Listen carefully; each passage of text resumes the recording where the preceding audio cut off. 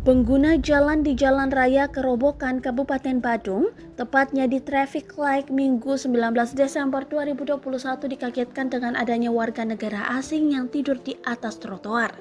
Disinyalir warga negara asing tersebut mabuk dan tertidur di atas trotoar. Menurut informasi yang didapat, WNA itu menggunakan kendaraan roda 2 yang masih terparkir di sebelahnya atau pinggir jalan. Bahkan, beberapa warga sempat merekam kelakuan WNA itu hingga ramai di beberapa akun media sosial.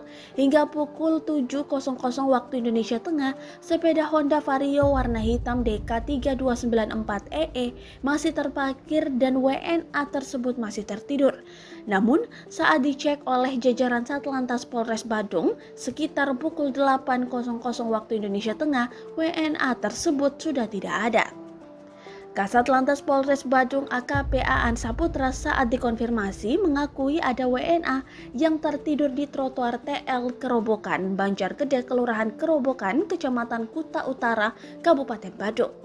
Dijelaskan, kejadian tersebut terjadi pada pukul 8.00 waktu Indonesia Tengah berdasarkan informasi dari masyarakat bahwa ada seorang laki-laki warga negara asing atau bule terlihat tertidur di trotoar TL Kerobokan.